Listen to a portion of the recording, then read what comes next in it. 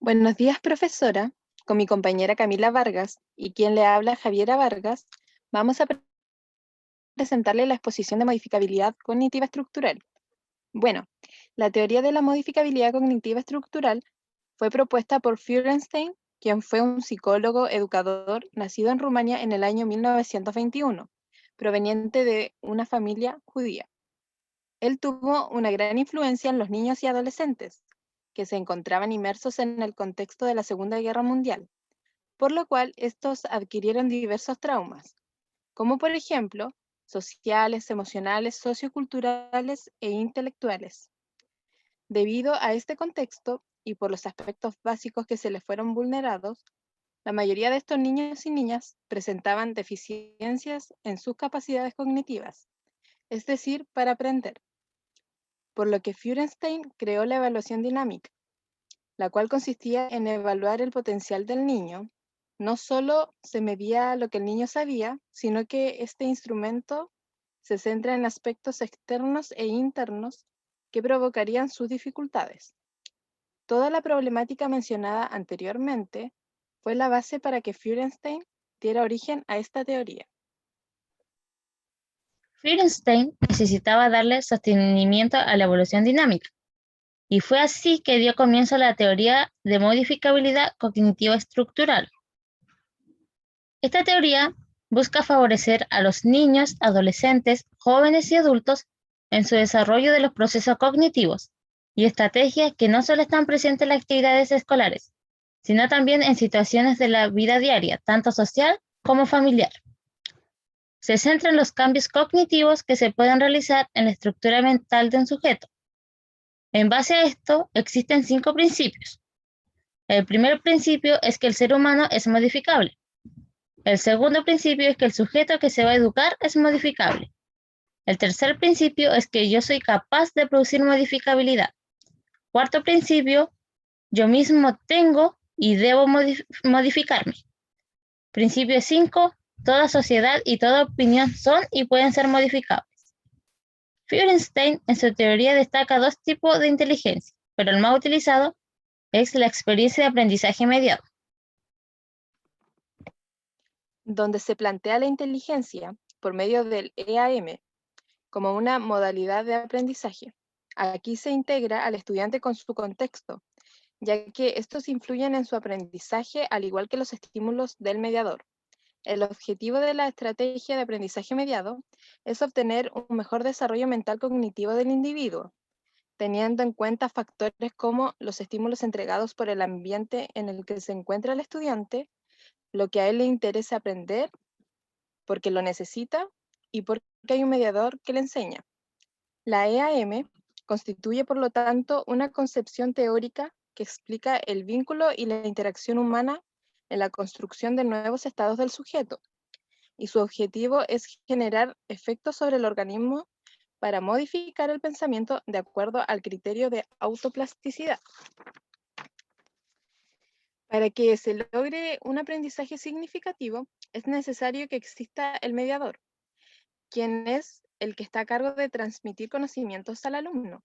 Este puede ser un profesor o cualquier otro individuo, adulto, como por ejemplo los padres, quienes plantean técnicas de aprendizaje por medio de una selección y organización de la información a enseñar.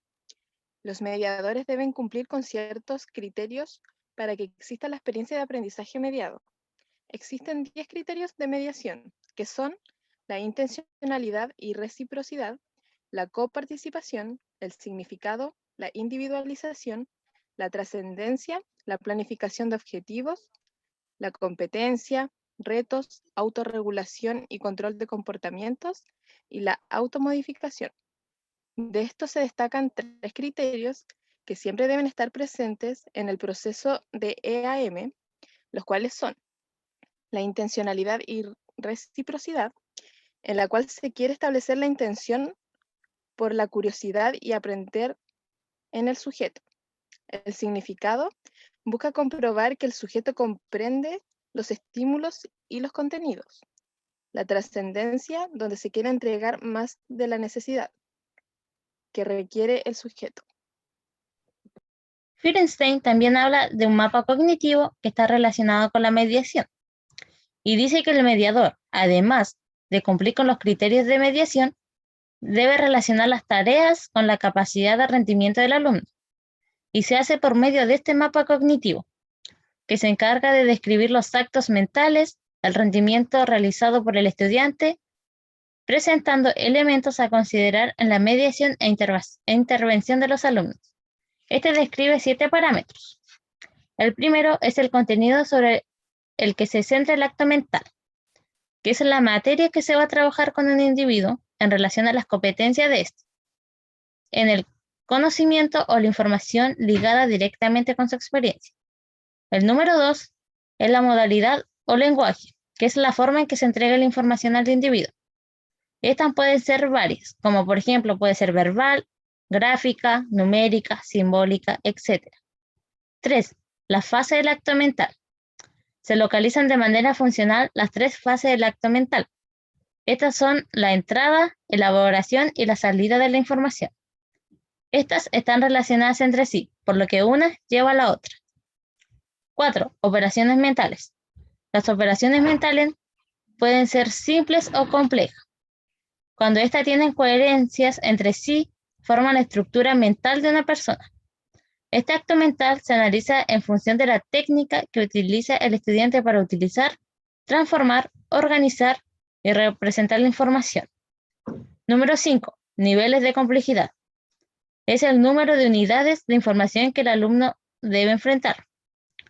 Número 6. Nivel de abstracción. Es la distancia conceptual o cognitiva entre el acto mental y el objetivo o evento sobre el que se opera. Número 7. Nivel de eficiencia. Se relaciona con la rapidez y eficiencia que presenta un sujeto para realizar una tarea. Esto depende netamente del acto mental. También se relaciona con el esfuerzo que debe realizar dicha persona en la realización de la tarea. Las funciones cognitivas tienen relación con la experiencia de aprendizaje mediado. Son los prerequisitos básicos para la inteligencia. Las funciones cognitivas tienen 3 fases mentales. El input, que es la entrada de la información, el cómo se percibe. La elaboración, que es la aplicación de la información recibida por el alumno.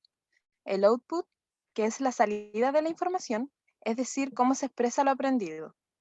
En base a esto, Feuerstein dice que si existe una mala experiencia de aprendizaje mediado, las funciones cognitivas tienden a ser deficientes, por lo que se ocasiona un aprendizaje bajo, al nivel esperado, en relación a la madurez mental que debiese tener una persona a una cierta edad.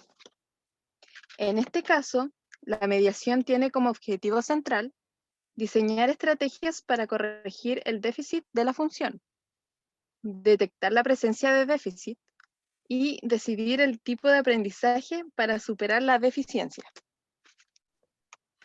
Feuerstein también habla de los factores etiológicos, que están relacionados con la experiencia del aprendizaje mediado, ya que estos son aquellos factores que están relacionados con la mediación del aprendizaje. Son determinantes del desarrollo cognitivo diferencial. Estos pueden afectar de manera positiva o negativa en el organismo, dependiendo básicamente de los estímulos entregados por el mediador.